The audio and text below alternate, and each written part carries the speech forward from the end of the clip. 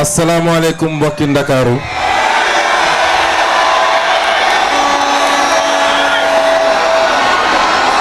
waa Pôle Ndakaaru ñu ngi leen di nuyu di leen ziyaara di leen jaajëfal waaye nag bu ma ci kenn mere di confirmer li ñëpp gis mooy mobilisation bi am fii defe naa amagul fenn mun naa ne mérite la waaye mérite relatif la ndax nag Pôle Ndakaaru li mu am ci lim ci population amaana ñu bëri ci pôle yi ñu jaar amuñu ko kon on ne vous décerne pas la palme parce que xam naa Déthié bu ñu defoon calcul bi en valeur relative rapporté à la population de chaque pôle amaana compétition ba léegi tëjaguñ ko ñuy am mbégte teew fii pour waxtaan ak yéen niñ ko defee feneen ak feneen ci li ñu waxtaan ni campagne bi campagne wax xam-xam la wax gis-gis la wax projet la moo tax présentateur bi sànq mu ñaan leen nen loo xam ne dinaa leen ko delloo ñaan mooy ñu ànd ak déglu ànd ak tey ak dal rawatina nag ñii ne ci kanam te toogoon tranquillement ñu leen di ñaan ñu toogaat parce que lu ko mooy ñi ne seen gannaaw duñu gis Pastef suñuy dajee dañ koy def toujours ci organisation ak méthode ak beaucoup de discipline te gëm naa ni Dakar ne fera pas exception kon ñaari ma ñaan rek mooy benn ñi ci kanam ñëpp toog ba mën a permettre ñëpp ñu am visibilité ci ñun ñi di waxtaan ñaareel bi ñu ànd ak déglu ndax animé nañu animation bu bëri balaa kàddu gi di ñëw te buñ ko paree di ngeen reprendre animation bi incha allah ñu fas yéene tënk suñu waxtaan ci ñett fànn bi ci njëkk mooy li nga xam ne moom la ñuy def fépp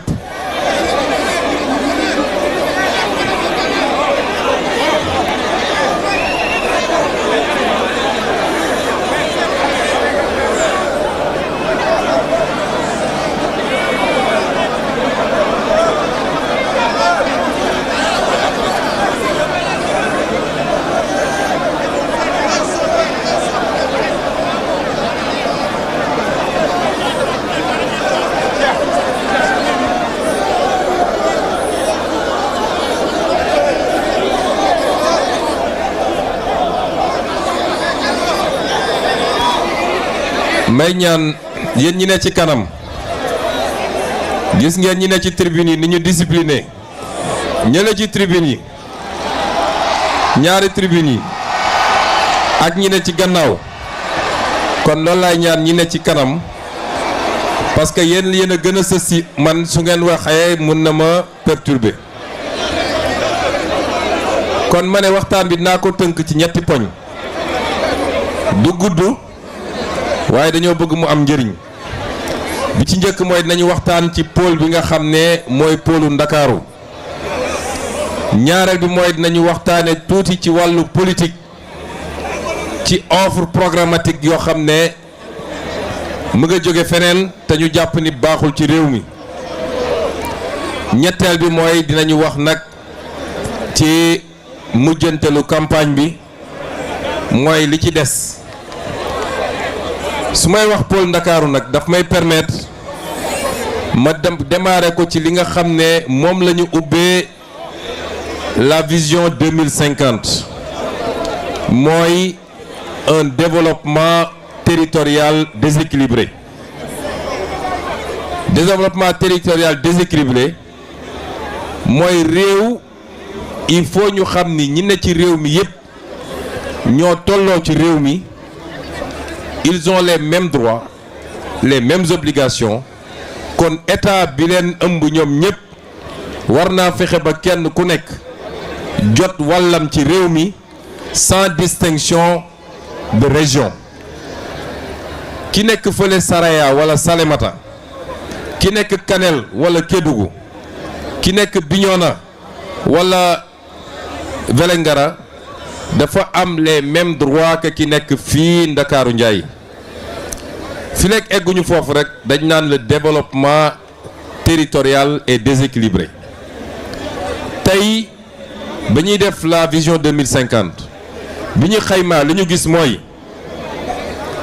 Ndakaaru nga xam ne moo représenté moins de 0,05% du territoire national moom moo concentré 46% de la richesse nationale.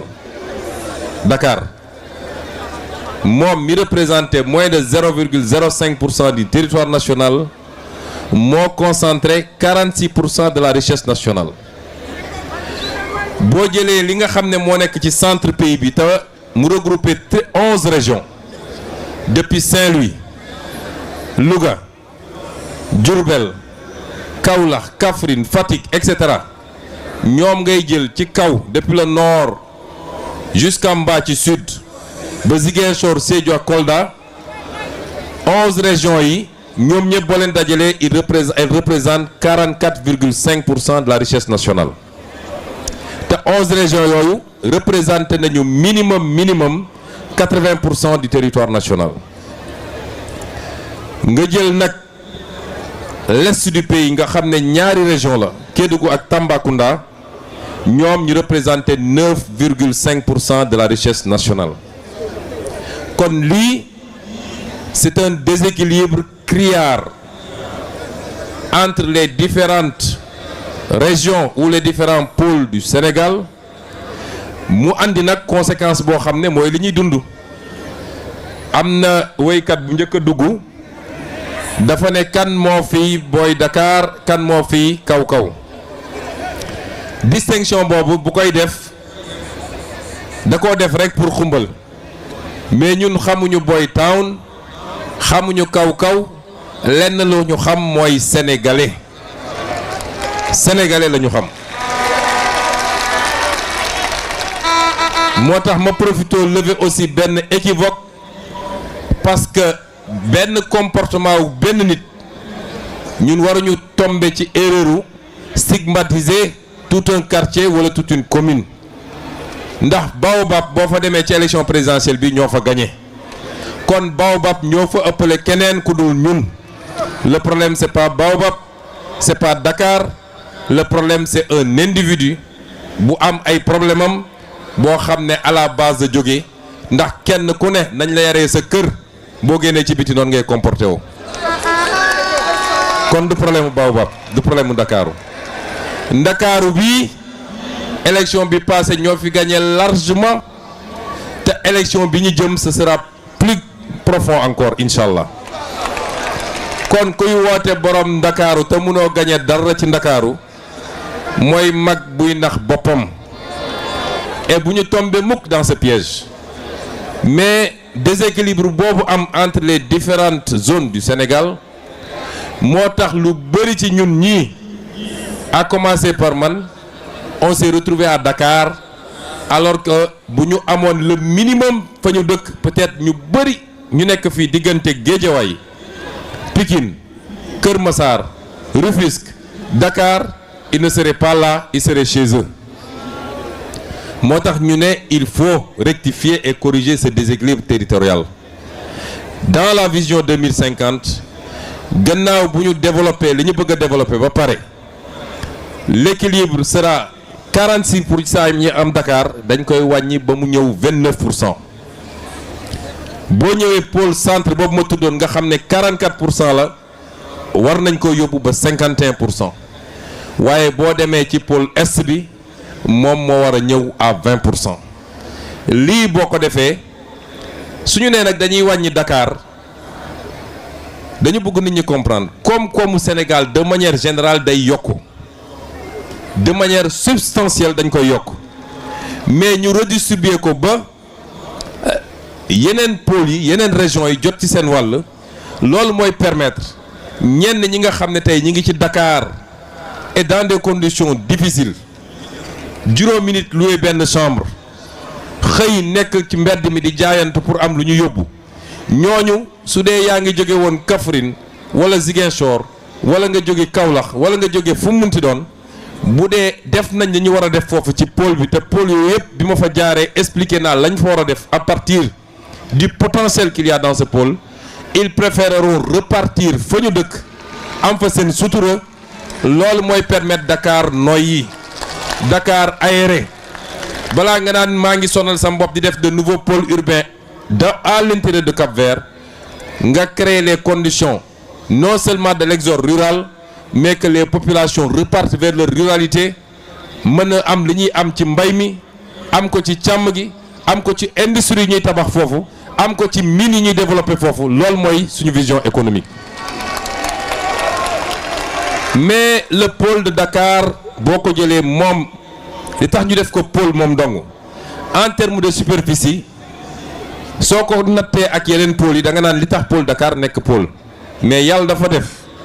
depuis bi tubaab bi jëlee capitale bi Ndar andi ko Dakar ñu am une économie boo xam ne dañ ko centraliser à Dakar mu créé benn macrocéphalie lépp nekk biir Dakaru loolu tax ñu def ko pôle ñu ne pôle boobu nag lan lañ ci fas yéene def lan mooy configuration pôle bi ci jamono ji le pôle de Dakar en termes de population fait 4 100 000 habitants à l'horizon 2050 war naa nekk 6 100 000 habitants donc une progression substantielle le pôle de Dakar boo jëlee le PIB par habitant moom moo ëppale actuellement ci Sénégal yëpp parce que c'est 1 800 000 francs par habitant looloo tax nag ñëpp jóge ci biti parce que yeneen pôles yi ay 400 000 francs nga fay fekk ñi ci gën a bëri le 600 000 francs y'a que le pôle est muy Kédougou ak Tamba moo egg 1 million rond mais 1 million boobu mooy 1 million sur le papier parce que or bi fa am ba tax ñu egg foofu xam ngeen ne or bi Sénégal gisu ci dara kon théoriquement c'est 1 million mais population Tambacounda population Kédougou boo leen doon seet ñoo gën a ndóol ci Sénégal ndax gisuñu xaalis bi nga xam ne moo jóge ci or bi moo jóge ci yeneen yi ñuy exploité foofu marbre bi mi ngi foofu ñu koy exploité ak yeneen ñu ne à l'horizon 2050 pôle bi dafa war a atteindre 10 millions par habitant en termes de PIB rapporté à l'habitant ñu ne lan mooy taux d'emploi bi ñi fi nekk en âge de travail war a liggéey pôle bi mi ngi actuellement à 29%. C'est le taux le plus élevé au Sénégal mais à l'horizon c'est encore très faible moo tax ñu ne à l'horizon 2050 on veut l'amener à 40%. mais loolu naka lañ koy defee lan mooy les grands projets 2050 du pôle ma commencé ko par li nga xam ne mooy la culture ndax ñu bëri dañuy laaj lan mooy place culture ci projet bi Senghor moo doon wax la culture est au début et à la fin du développement wax na dëgg culture dafa am solo en dehors des aspects identitaires foo dem la ñuy ràññee les peuples entre eux mooy naka la ñuy solo naka la ñuy lekkee lan mooy seen art culinaire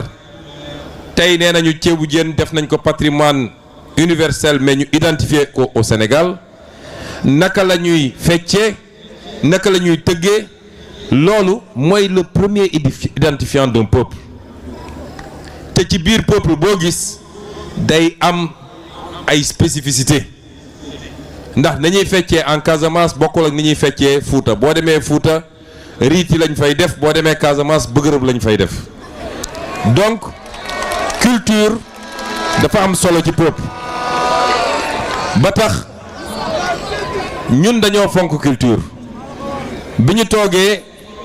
dégg ngeen y a une vingtaine de jours wala un mois li nga xam ne mooy la copie privée artistes yi yàgg koo jooy te amuñu ko. Il y a à peu près 25 jours jàllale lañu en conseil des ministres le décret bi nga xam ne depuis des années ou des décennies artistes yaa ngi doon daw ci gannaaw loolu. dégg ngeen ñu ne Pastef fay na les droits d'auteur li muy utiliser ci campagne bi ci ay son ñun rek pour le moment laa déggagum ci ay coalition wala ay parti yu ko fay. kon ñun culture xam nañu lan mooy valeur am te bëgg nañu nitu culture di dundee culture moo tax. ci pôle Ndakaaru damay commencer par le hub culturel. Dakar est déjà une attraction culturelle dañu bëgg mu doon un grand hub culturel ba commencer ko ci la ñu bëgg ci Dakar mooy mu doon la capitale culturelle de l'Afrique. tey gis ngeen depuis quelques jours lancé nañu biennale bi yàgg na fi biennale des arts des lettres etc.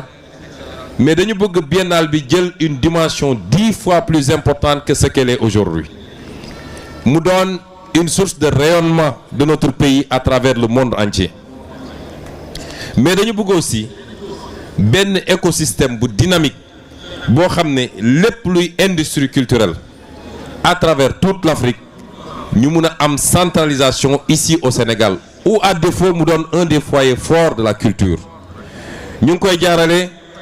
ci cinéma bi ci la production de séries ñëpp xam nañ ni sénégalais yi am nañu capacité ci production ay séries ba léegi séries yi ñu ngi koy transcrire ci anglais ci français chaîne internationale yi sax di ko jàllale. mi ngi jaar aussi ci les arts visuels di jaar aussi ci lépp loo xam ne dafa jëm ci production musicale loolu mooy premier élément bi nga xam ne. bëgg nañu Dakar ni ko Senghor bëggee woon ba tax mu organiser woon le festival des arts nègres noonu la ñu bëggee dundalaat art ak culture ak léegi lu jëm ci noonu ba Sénégal doon ci benn royukaay ci Afrique mu war a yomb nag parce que Sénégal gis nga art dafay ànd ak stabilité ak paix foo xam ne ay balang fay tàkk nit ñaa ngi fay dóor jaasi nit ñi dinañ tal leneen lu dul art lu dul fecc lu dul peinture wa ak yeneen mais Sénégal am na stabilité démocratique nu mu métti on parvient à faire des alternances mu jaar par les urnes kenn mësul dégg coup d'état au Sénégal kon tey li ñeneen ñàkk te ñu ñaanal leen ñu am ko ndax ñun panafricain la ñu jàmm la ñu bëgg ci continent bi mais en attendant loolu di am nous avons utilisé lii nga xam ne atu la pour capter tout ça